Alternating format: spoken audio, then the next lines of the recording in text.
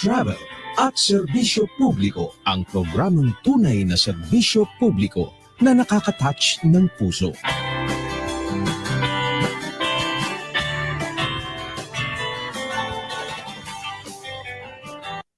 Nagpapatuloy ang paghahatid natin ng tamang impormasyon at tamang serbisyo. Ito ang Health and Travel at Serbisyo Publiko dito sa DWBL 1242. Ako pa rin si Dr. Hilda Ong, ang iyong agarang serbisyo lady.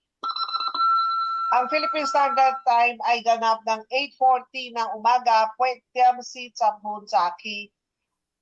At binigyan ng mga private hospitals ang PhilHealth o ang Philippine Health Insurance Corporation na hanggang katapusan ng buwan ng Nobyembre 2021 para makagawa ng significant payment para sa mga reimbursement nito na nila ay umaabot na sa 20 billion pesos.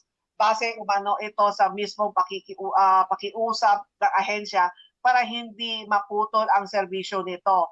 Para pag-usapan ito at iba pang mga pagkilos ng PhilHealth, kasama natin si Lynn Ibanez mula po sa PhilHealth Region 10. Magandang umaga. Hello po. Magandang umaga, Ma'am Lynn Ibanez. Yes, good morning po, ma'am. Good morning. Magandang umaga po sa lahat ng ating mga viewers dito po sa Health and Travel. Sa Luzon, Visayas, at Mindanao, especially po sa aming kasamahan ko dito sa Region 10 and sa aming pong Acting Regional Vice President na si Delio Aceran II. And sa iyo, Ma'am Hilda, good morning. Yes po, good morning. Parang tayo naka-red today, Oo nga, it's a red. Red pala. It's a red Thursday. Kasi maganda yung this week po puro itong linggo ay puro red ako. So next week another color naman ako. May color coding pala. So at least buti na lang naka-timing yung blouse ko red. It's a red Thursday, ma'am. Every week meron akong theme kasi minsan hirap. Ano kaya susuotin ko bukas? So itong linggo ginawa ko, puro red naman ako ngayon, diba? At dito yes po, pag-usapan naman po natin tungkol po sa issue na mukhang nagkakaroon na ng linaw sa issue na namapagitan sa PhilHealth at sa mga pribadong ospital. So far po ba, positibo na po naman po ba ang na ito po ay nasa-settled na po ba ng PhilHealth o talaga nakikita na po nila na natapos na po ba ang pag-investigate ninyo? Siyempre, sine-check ninyo mabuti yan, di ba? Kung meron na anomalya o meron double claims o false claim, ito po ba ay nagagawa na ba kaagad ang PhilHealth? Yes po. Noong nakaraang mayroong ginawang meeting po ang mga private hospitals, Association of the Philippines, yung PAPI, at kasama yung president nila, nag-meet sila last Monday para po ma-resolve yung claims payment issue and para po to end public fears over some hospitals nga they are planning not renewing accreditation. Next year, di ba, may mga ganon. Tapos, andon din sa meeting na yon ang mga PhilHealth officials led by PCEO Attorney Dante Giran, si Dr. Jose Grano, yung sa Medical City PCEO. Actually, marami sila. May mga St. Luke's pa doon, St. Luke's Hospital. And then, meron pong Mount Grace Hospitals. Andoon din si PCEO Carlos Ejercito, an Executive VP po nila, and CEO Reyes Gamboa. So, yung meeting na yun, it was very successful. The meeting was agreed to be the first step towards po doon sa frequent dialogues sa mga hospitals natin and collaborations to address mga points or operational issues that brought challenges to both the PhilHealth and sa ating mga partner providers. So among the agreement po doon, Doc Hilda, that includes the immediate release po sa ating second wave of debit credit payment method. Kasi yun po yung DCPM, yun po yung ginagamit po natin para parang advance payment po doon sa atin sa mga partner hospitals and to those hospitals po that signifies their intention to avail of such. So for now, according to PhilHealth data, there are about 60% of in-process claims na i-release po doon sa hospitals na hindi pa po nag-avail ng debit credit payment method. While the remaining 40% is ma-release po yan upon processing and reconciliation of initial payment. So with that, medyo maganda naman yung pag-uusap po nila. So I think this issue will be resolved. Tapos also, ang hospitals also, they emphasize the need for, doon sa pag-uusap-usap nila ma'am, they need for regularity and predictability of payments to ensure para po tuloy-tuloy po yung hospital operations. So with that, ang sa PhilHealth na side po, with the current challenges, the both parties agreed that they will work together to address on the issue of returned and denied claims through technical working group. So nagkaroon po ng technical working group. Sino po yung kasali sa technical working group? So sila po yung mga representatives from the Philippine Medical Association, Philippine Hospital Associations, yung PAPI, and of course yung PhilHealth. So yung technical working group na yan, they will work together so that to address the issues on the returned and denied claims. So far po, yung sa mga return or denied claims na ginagawa ng PhilHealth sa mga pribadong hospital, so far po, anong ba sinasabi nila na ang mga return o mga denied claims ng PhilHealth, ito talaga ay totoo may basihan, kaya nga nyo binalik o kaya naman dinenied ninyo ang claims nila? Yes po. With regard to that, Doc Hilda po, meron kasi tayong good claim at saka bad claim. Okay? Yung good claim po natin, ito po yung claim na may accurate, complete, and consistent po yung data nila. And then, nakalagay po din doon yung should represent the performance measures of the accredited HCI based on sa kanilang quality of care, financial risk protection, andun po din yung patient satisfaction and non-fraud. And then, yun, parang kompleto talaga. Yun yung tinatawag natin ng good claim. Now, pag good claim po yan, walang problema. Tuloy-tuloy po yung pag-process po natin.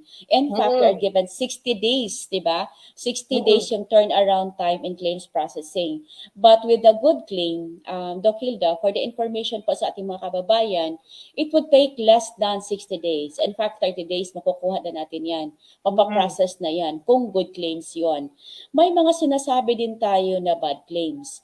Yung mga bad claim na yun, ito po yung mga RTH or somehow ma-denied po natin because there are mga reasons why na RTH yung mga claim nila, and based on our survey here po sa Region 10, I'm speaking po in behalf of Region 10 because we conducted dialogues here, and we found out 5 reasons for RTH, common reasons for return to hospital claims. So ito po yung required document is unavailable, incomplete, inconsistent, unreadable. So kung 'di ba, if you're going to think about it, imagine unavailable, document is very basic, 'di ba, Doc?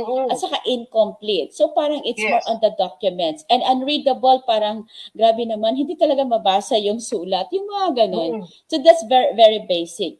Pangalawa, submit properly accomplished statement of account in accordance to, kasi may mga guidelines tayo with regard to submission of statement of account. So may pagkakamali sila doon.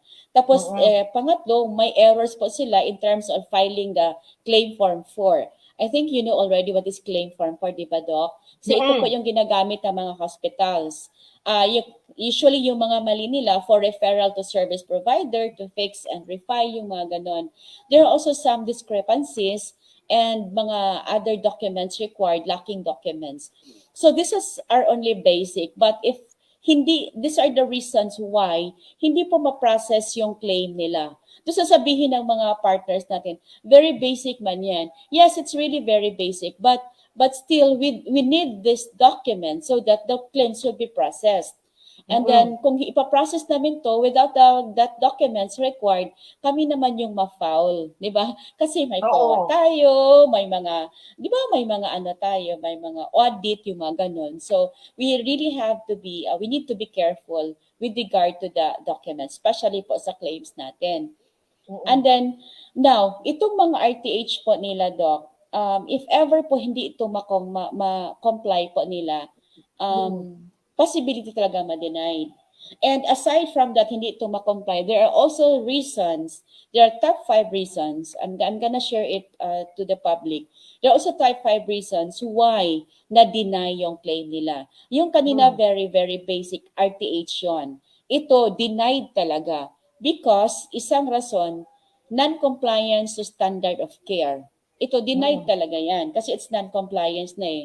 Second, denied due to non-compliance to previous RTH. So yun yung sabi ko kanina. Pag hindi nila ma-comply yung mga RTH claims, yung mga documents required for the RTH claims, ma-deny na yan. So they are given number of days to process, to return, to process yung mga RTH nila. Then third, case not compensable. Okay, so why is it na maglagay tayo ng mga cases hindi naman talaga compensable? So ma-denied yon. Okay, yun. Then there are some mga double filing because there are same-day confinement. So those were some of the reasons why the denied po yung claims. So yung mga denied talaga, they need to appeal that para po mababayaran po natin. But as to the RTH, as long as makomply po nila yung documents for the RTH claims po natin, then walang problema. Then we could pay it directly or immediately po. What So, if, yun po. kung kapag ito sinasabi natin, ito ay denied claims o bad claims, di ba, bago ma-discharge ang isang pasyente, tendency, siyempre kinakaltas sa kanilang final bill. So, paano yun na naikaltas sa ng statement ng pasyente, tapos pagdating naman sa PhilHealth, sila naman ay na-denied. So, paano na mangyayari? Siyempre, kung ang pasyente na-discharge na. Okay. So with regard to that, Doc Hilda, that's why we are conducting dialogues, we are conducting orientation through our reach out sa mga hospitals so that things like this would be avoided. Okay? With regard also, yung mga ganun na kaso na yan, sa hospital na kasi yan, that's why nga we are advising our partner hospitals to be careful na hindi madina yung claim nila. Kasi di ba yung mga ganun sinasabi mo, so para ma-avoid yung mga ganyan na yung patient naka-out na. So with regard to that, hindi po namin masabi ano pa yung hakbang nila kasi na-denied na yon. So they have data naman doon sa kanilang mga pasyente po nila. But yung patient kasi hindi rin kasalanan ng patient yon. Kasi doon especially yung mga documents sa hospitals na yon. Because yung patient kasi as long as PhilHealth member po sila, okay yung mga requirements nila, they could really avail. Yung mga ganon, doon na yan sa hospital natin, partner hospitals natin. That's why extra careful pa tayo, i-check po natin yung claim nila. And si PhilHealth naman po, if they could submit naman yung claims nila, if they could appeal, kung mag-appeal sila, I think si PhilHealth naman wala nang problema. As long as kompleto naman yung documents, mababayaran naman sila. In case talaga kung naglagay sila doon na denied talaga like case not compensable, alam na nila yun eh. Tapos yung mga yung standard of care, hindi talaga pwede yun, 'di ba, Doc Hilda? Hindi talaga pwede na ipaprocess yun, yung non-compliance to the standard of care. If they will appeal, depende na rin yun sa justification po nila. So if during the justification, okay po yung office natin, na-approve po yun sa central office, and then no problem po, it will be processed. So far po sa itong complaints itong non-payment na kumbaga hinahabol po ng mga private hospital. So far po ba, karamihan po ba, kasama din po ba ang good claims na hindi sila nababayaran o mostly puro mga bad claims? Those were bad claims. Bad claims po yun. Yung may mga kulang-kulang. Kasi as I mentioned a while ago, if it's really good claims, Doc, walang problema yan. Less than 60 days, ma-process na yan sa office. Okay? So for now, wala kaming pending po, basta mga good claims. So automatic po yan. Automatic po yan na-process. Tuloy-tuloy ang pagbayad ng PhilHealth ng less than 60 days. So yes, ngayon po, itong mga tuloy-tuloy nakakaproblema na hindi nababayaran kasi either denied or bad claims. Yes po, yes po. And tapos yung mga i-cite ko lang din. Yung nag-start pa po yung COVID, 'di ba napapalabas po tayo ng bagong COVID benefit package, 'di ba? So with that, may na pending, especially yung mga testing, yung mga claims na mga ganon sa isolation. May mga pending tayo before pending tayo niyan. It's because we are waiting for at that time hinihintay natin yung guidelines. Though may nilabas na po na mga packages, but as to the claims processing, may guidelines tayo na hinihintay. Kaya medyo na-delay po yon. We are talking about the COVID claims here, the COVID benefit claims packages. So at that time, medyo na-pending po yon. But yung lumabas na po yung guidelines for na Doc Hilda, we are actually processing na the COVID claims. Oo. Kasi yung mga questions ngayon is, yung COVID claims namin, medyo matagal. Yes, it's true. Medyo matagal talaga because of the guidelines. Because we cannot proceed actually processing the claims without po having a guidelines. Diba? So yun. But for now, since lumabas na po last year, so wala na pong problema. Tuloy-tuloy na po yan. Kung sakali naman, Damelin, kung sakali naman na yung ospital na hindi sila magpa-renew, so ito po ba ay makakapa-apekto po ba sa PhilHealth, lalo na papasok na tayo sa universal healthcare? Yeah. That news actually, nakakalungkot siya. Kung yung narinig namin na news na mga ganun. Nakakalungkot po siya, Doc, because una, maapektuhan talaga yung miyembro po natin. Sila po yung unang maapektuhan because they have been religiously paying their premium contribution to PhilHealth. Tapos yung mga hospitals natin, especially the big hospitals, kung hindi po sila magpa-renew. Walang kawalan po yan sa hospital actually, but since they are our partners, hindi po pwede siguro na ganun. That's why PhilHealth is doing its best po. Nakausapin yung mga hospitals to reconcile kung ano po yung mga problema, to reconcile claims kung meron man talaga. Okay? Kasi kawawa yung miyembro po natin. Sila po talaga yung unang maapektuhan. And speaking po here po sa Region 10, wala naman pong issue ng mga ganun. So far sa Region 10 wala so naman. far po sa Region 10 wala po naman. Kaya tinanong ko yun, maari po ba na, kasi sabihin natin, si Hospital ABC ayaw magpa-renew. So si PhilHealth ay gagawa ng kumbaga, siyempre papaalam ninyo ang sa mga miyembro na sige si Hospital ABC ay hindi na accredited ng PhilHealth. So tendency, pupunta na sila sa ibang hospital. Kung hindi na sila, ayaw nila magpa-renew. Yes, oo, parang ganun. So far, Doc Hilda, with that meeting conducted between among PhilHealth and other hospitals, PAPI, PHA, and other institutions, may mga agreement naman po. So far, it's okay naman po yung agreement dyan sa Manila, sa aming central office. So I think wala na pong problema yun.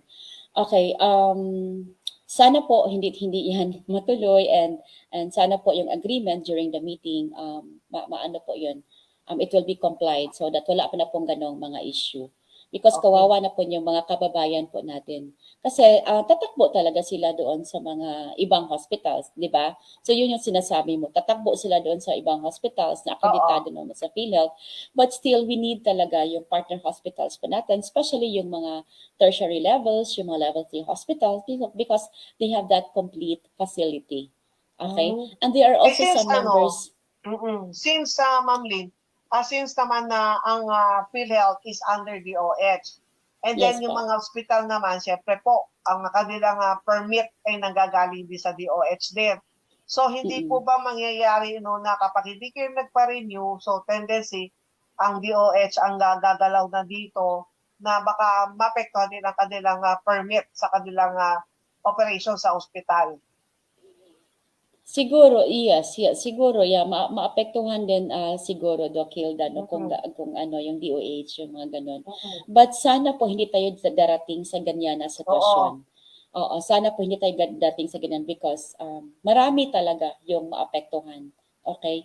So with that, Doc Hilda, sana yung panayam na yon, yung meeting na yon, sana po tuloy-tuloy na po 'yan. Kasi yung ano po, one of the agreements pala po doon sa meeting, hindi ko na mention kanina, is yung with regard to the IT concerns. with oo, kasi may appeal po doon about yung sa IT kasi malaking problema po talaga doon sa IT ko because there are some sometimes talaga Doc Hilda, no, especially may example ako yung sa dialysis po namin. I guess you heard about it na may mga complaints regarding dialysis. Okay? Actually, walang problema sa amin. Ano na to? Actually, wala nang problema. Yung claim nila, okay naman. Yung nag-direct file po ng dialysis, okay naman. Doon tayo nagka-problema po sa IT. Kasi yung system, parang may problema po doon sa system. Kaya, one of the agreements during the meeting, yung sa naganap na meeting is yung support po sa IT concerns. So, yung hospitals led by Mount Grace Hospitals, they agreed that they're going to provide assistance in order to expedite claims processing. So isa rin yun sa napaka-importanteng naagrihan sa meeting na yon kasi the IT matters, IT concerns was also discussed.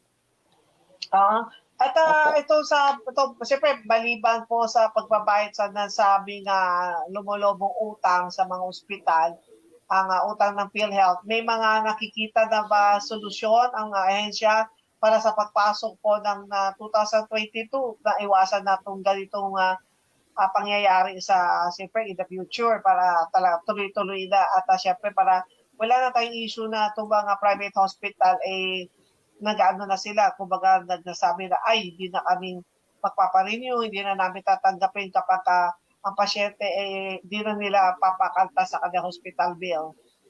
Okay. That's a very very good question, Doc.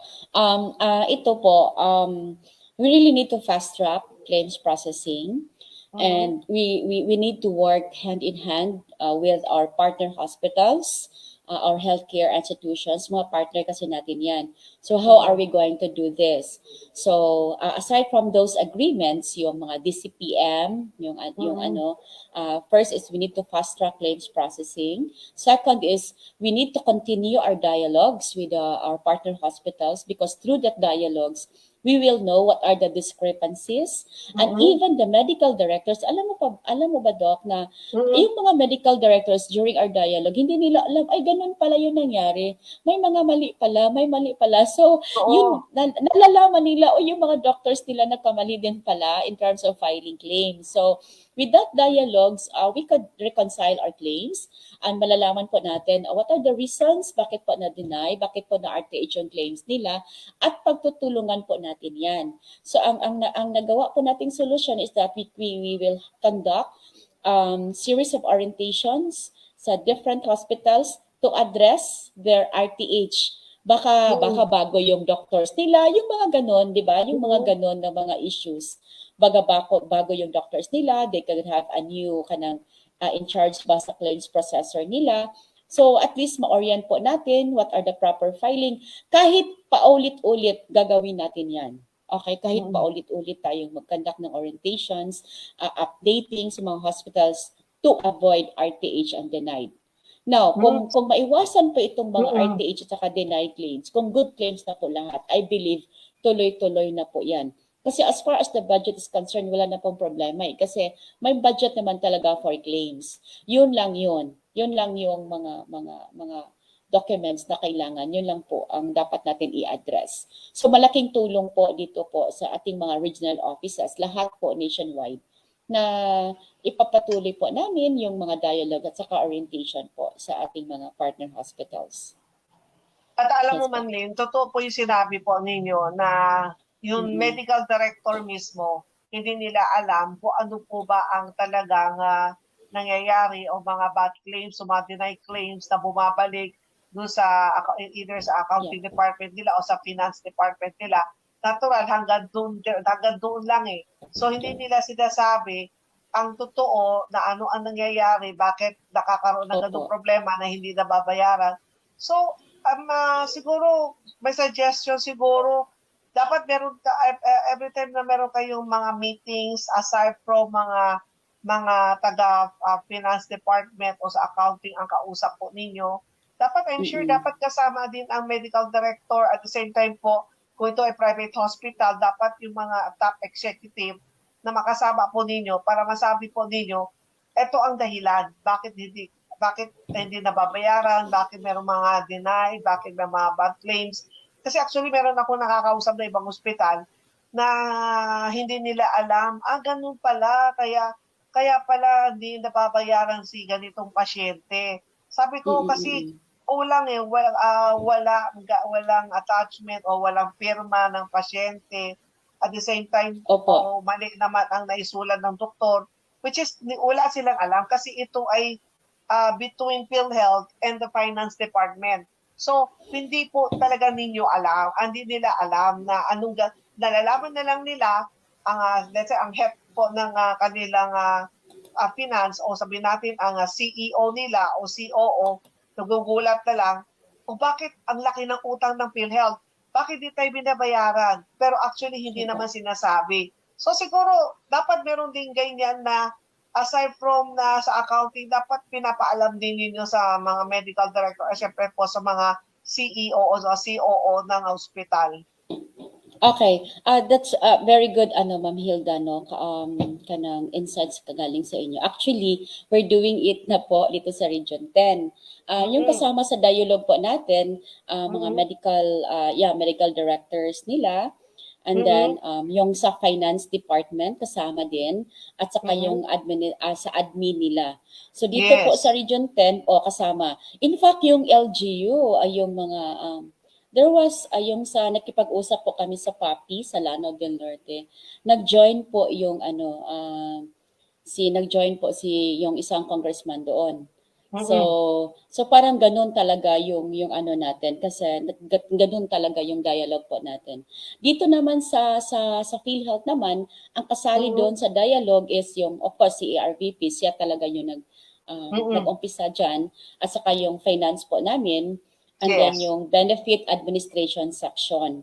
Sila po yung in charge sa claims. So magre-report po sila, yung finance mag-report, yung benefits namin mag-report, at saka yung head po ng Healthcare Delivery Management Division po namin, yung chief po namin. Sila nagre-report because they will discuss, ito po, sa hospital na to, ito po yung mga RTH ninyo. Ito po yung mga reasons. Ito po yung din sa finance naman po namin. They will discuss Mm-mm. also how much na po yung nabayad ng PhilHealth sa hospital na yan, magkano na po ilan po yung na-receive na mga claims, yung mga ganon. So all issues actually, all concerns po, na-discuss po yan during the dialogue. Kasi kompleto po yan, Doc Hilda. Kaya yung medical director sometimes, ganun pala yung mga ganon. So after the dialogue, doon parang nalinawan sila na yun pala yung mga reason. So i-share ko lang po, 2 weeks ago, Mm-mm. there was one hospital here na nagsabi, parang lang, I'm not sure if it's biro lang or something. Kasi nagpunta kami sa Bukidnon, sabi niya, hindi na kami magpa-accredit kasi may claims daw na may kulang sa claims, parang hindi pa nabayaran. So yung ginawa ng RVP po namin, pagdating dito sa Cagayan de Oro, automatic kami nag-conduct ng dialogue together with that hospital owner. Mm-mm. Okay? Hospital owner at saka yung admin staff niya, lahat-lahat po dialogue. So yung kinausap na namin doon, nalalaman namin, ito na pala yung nabayad, ito pala yung reason. So nalaman ng administrator. So with that, may na-receive po kaming commendation galing sa kanila, that was last week. Opo, nagpapasalamat talaga sila because of that dialogue, nalinawan sila, and then there was claims reconciliation. So far okay naman po. So very nice yung feedback ng hospitals, and sana po tuloy-tuloy na po 'yon. Hindi lang one hospital yung na-receive na po namin na feedback, a very good feedback or commendation. Mm-mm. I think we were able to receive three commendations na through that dialogue. So with that, we could say that dialogue is really effective, Doc. Mm-mm. Because once kausapin natin sila, once ma-head-on po yung mga concerns nila, they could understand. And we could understand also, kasi yung figures, importante yan eh. Kung ma-reconcile yung mga figures, malalaman po natin anong gagawin ng hospital. So that yung figures nila, yung mga figures nila na sinasabi na hindi pa nabayaran, anong gagawin nila para mabayaran po yun? Na-address Mm. talaga yan. And there are also some figures na akala ni hospital hindi pa yun nababayaran pero paid na pala yung mga ganon. So andun na pala yan na hindi pa pala nang update. So yun, kailangan talaga mag-usap. Yun lang yun. So that the issues will be addressed. Yes, dapat Constant talaga communication lang po sa ating mga mag-uusap partner talaga sa hospitals. both side ang PhilHealth at the same time dito po sa panic po ng mga ospital, lalo na po pagka sila po may mga board meeting, natural ang titingnan ng mga board members o bakit ang laki ng utang ng PhilHealth. So at least yung ang isa sa kanila makakapag-explain. Pero Ma'am Lim, ang tanong ko lang, so far po ba ang PhilHealth po ba meron na po ba kayo nasususpend o nakakancel ang accreditation ng isang doktor sa mga gumagawa ng mga false claim o mga kumbaga talagang ang problema ay dahil sa doktor kaya ang ospital ang naapektuhan. Yes, in Region 10 meron na po. Meron na po tayong hospital na nawala na po ng accreditation. Hindi na po siya accredited because of that. So kung hindi na po yung hospital, it follows na po, kasali na po yung until now, hindi na po sila kasi may findings na though matagal siya, Doc, because it will go a certain process. Nag-handle po natin yan, yung legal office po natin. But may lumabas na po na findings, may lumabas na po na parang hindi na talaga sila pwede ma-accredit because of yung mga ginawa po nila na mga ginawa po nila na tinatawag nating fraud doon sa ating mga partner hospital. So wala na po sila yung accreditation. Meron po. So far, ang PhilHealth, kumbaga binibigyan ninyong protection ang pera ng mga member. Pero Yes iba po. ang nagiging pag-intindi, syempre, pakakaintindi ng mga publiko. Dahil syempre, lalagay sa mga newspaper o sa headline sa mga TV, radio. Si PhilHealth ay hindi nagbabayad, kaya mga private hospital ay ayaw na magpa-accredit. So ano pa feeling po niyo? Unfair po ba sa tingin po ninyo sa itong nangyayari din? Hindi naman natin sinasabi na unfair, especially yung naglabas-labas ng mga news na yan, yung mga media po natin. They are actually our partners din. Siguro hindi lang nabigyan linaw kung ano talaga ang totoong nangyari. There's miscommunication. So, yes. Kaya with that, meron tayong pinalabas na mga press release para po malaman sa publiko kung ano talaga ang totoo. Yun yung importante. So with the press release, I do hope na nabigyang linaw na po lahat. And then, it was also mentioned in the press release yung naganap na meeting together with our PhilHealth and the PAPI and the PHA. At then, what are the agreements? So, nalakalagay doon so that the people will know that we are working on it. People at PhilHealth is working on it, yung current na mga problems. So, siguro, Doc Hilda, clear communication lang. Meron lang tayong clear communication kung ano talaga yung nangyari so that the people will know. Wala na po yung mga fake news na mga ganun. So far, kamusta naman ang moral ng mga manggagawa dito sa ahensya, dito po sa PhilHealth? Kayo po ba ay lumalabas na naka-uniform na may nakalagay PhilHealth? So hindi pa kayo nabubuli? Sa ngayon, yung issue ngayon with regard about sa mga hospitals na hindi na pa rin yung mga ganyan na issues. I'm speaking po dito po sa Region 10 po, Doc Hill. Okay lang po ba? Dito po sa Region 10 so far, maayos naman po dito. In fact, maganda. Sabi ko kanina, maganda yung feedback sa mga hospitals. May 2 hospitals naman last week po. Sabi ko na nagpapasalamat dahil sa ginawang dialogue ni ARVP Delio Aceron. So far, sa pakikipag-usap po namin sa mga hospitals dito, wala naman po tayong problema with regard to that. Kasi pagdating ni Sir Delio dito, yung nag-assume na po siya ng kanyang duty as ARVP, ang unang ginawa po niya ay kinausap po niya lahat ng mga hospital owners and administrators. Yun po. Aside po sa mga media partners po natin so that we will know ano yung trust po niya, kinausap din niya yung mga hospital owners, administrators, administrators and medical evaluators.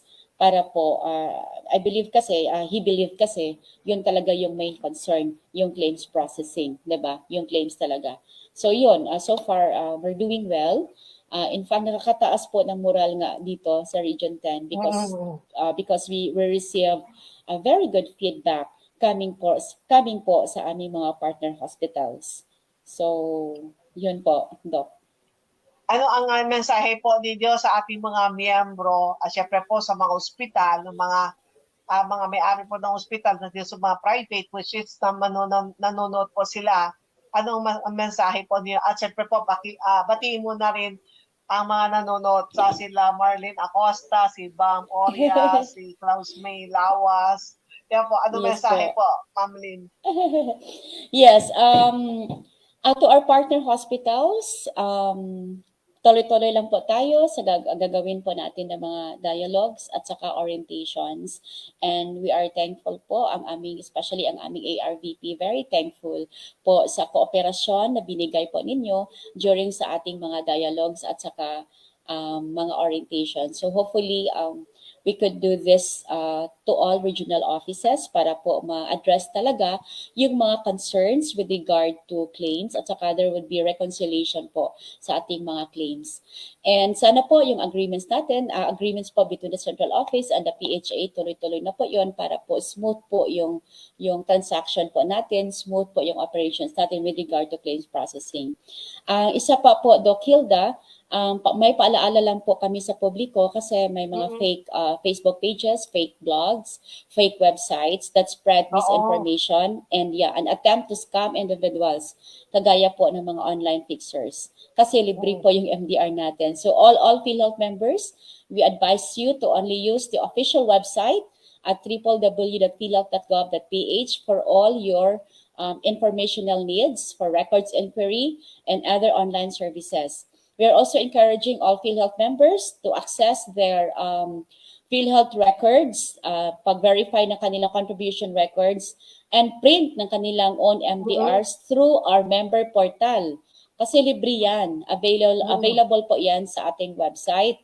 So, then yung IDs po ninyo, you could also get that sa ating opisina para po, walang bayad yan, libre. Sayang naman yung pera nyo. Tapos hindi pa natin alam, fake pala yung ID nyo. So, bawal po yung mga online fixers. Kung may nalaman po kayo ng mga fixers or any form of fraud, unauthorized issuance of IDs, MDRs, and other mga unscrupulous acts or complaints, pwede po kayong mag-report sa actionagad@prox@gmail.com.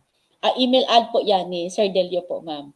So, with that, Doc Hilda, maraming salamat po, Ma'am Hilda Hoong, sa programa po ninyong Health and Travel dito po sa DWBL.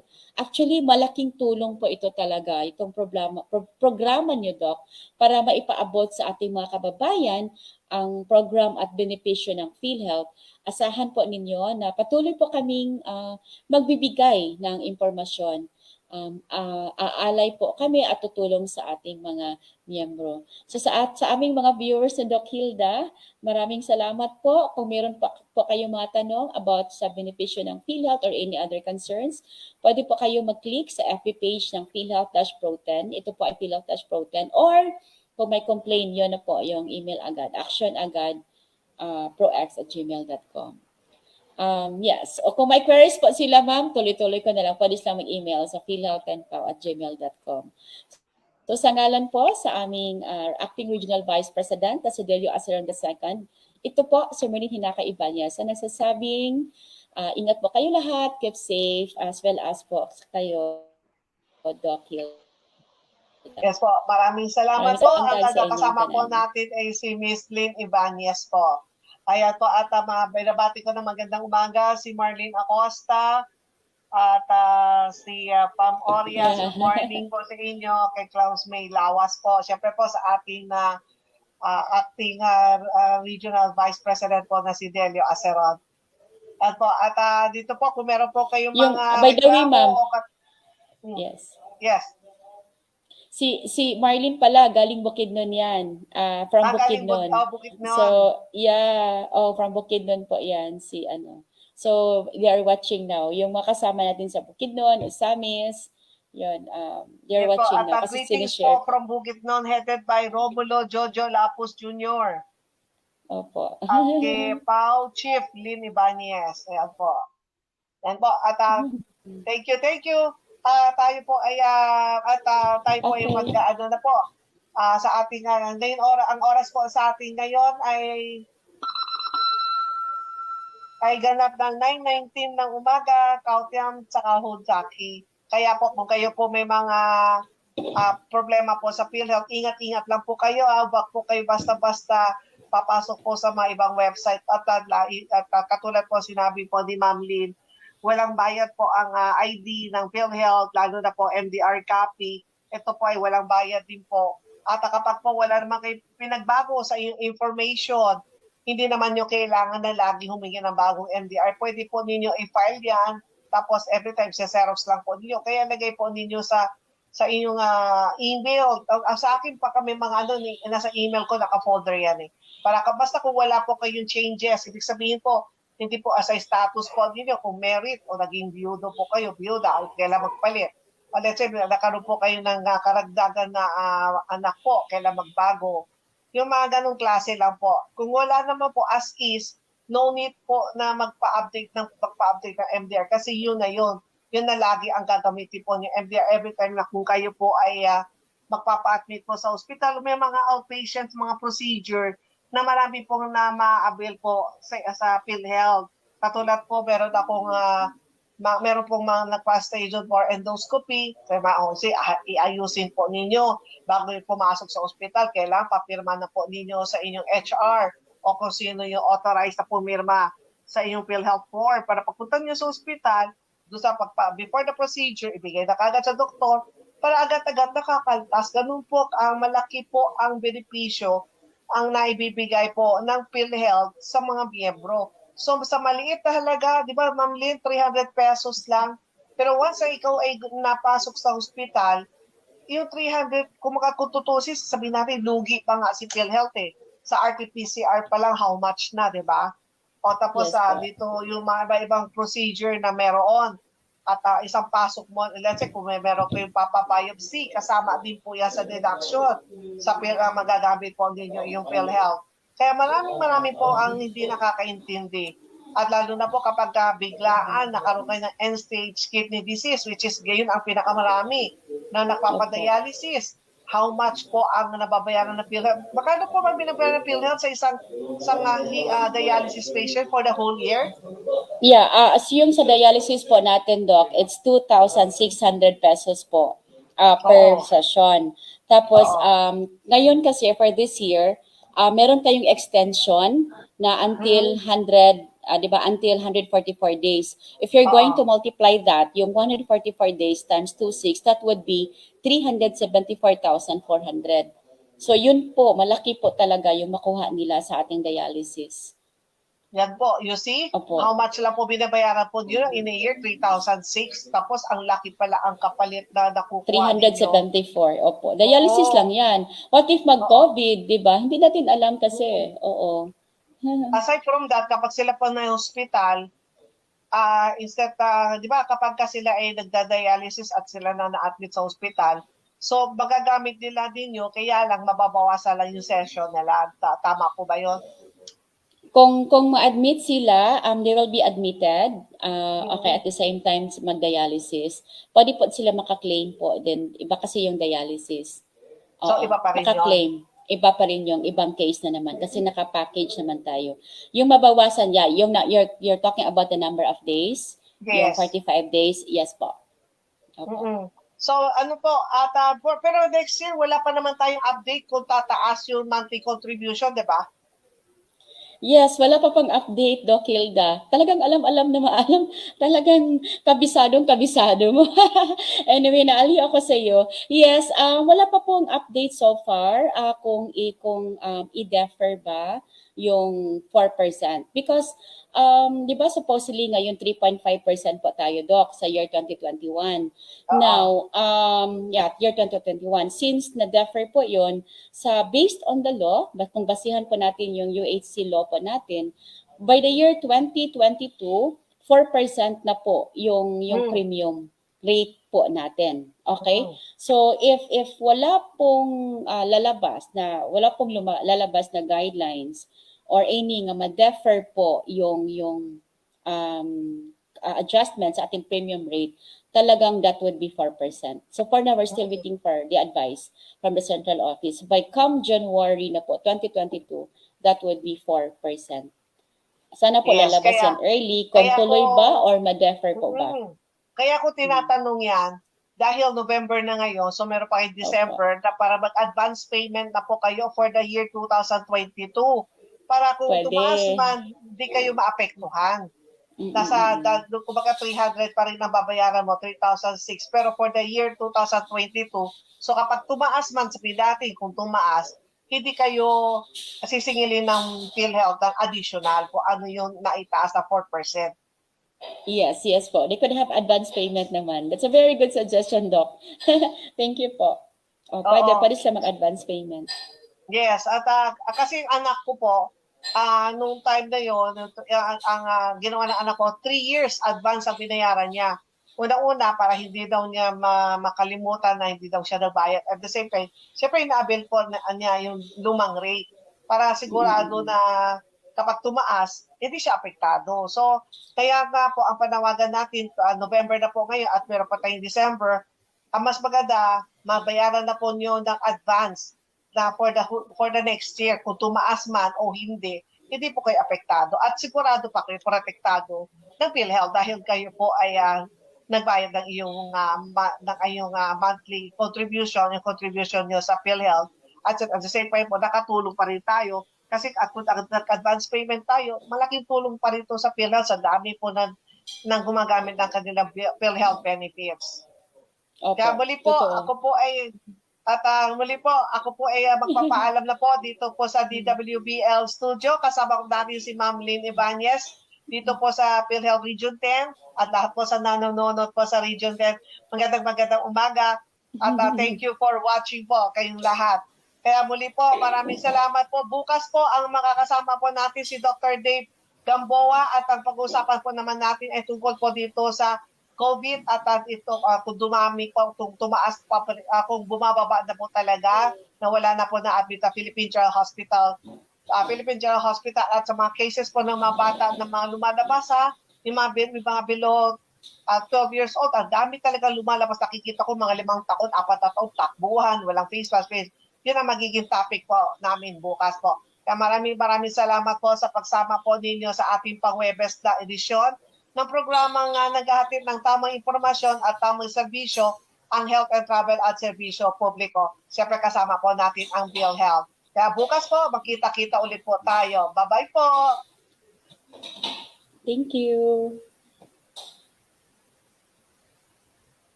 Health and Travel at Serbisyo Publiko. Serbisyo Publiko with Dr. Hilda C. Ong. Simula pa taong 1833 hanggang sa kasalukuyan, misyon at responsibilidad ng Philippine Charity Sweepstakes Office ang kawanggawa. Ang mga larong sweepstakes, Lotto Games, Lotto Digit Games, Small Town Lottery, Lotto Express at Scratch It Cards ay hindi sugat. Milyon-milyong Pilipino na ang nakaranas ng kalinga, malasakit na mula sa mga larong may puso. Maliban sa mga gawaing pangkawanggawa at pagpapaunlad ng sektor ng pampublikong kalusugan, tinutupad din ng PCSO sa pagkakaloob ng kontribusyong iniaatas ng mga batas sa Philippine National Police, Philippine Sports Commission,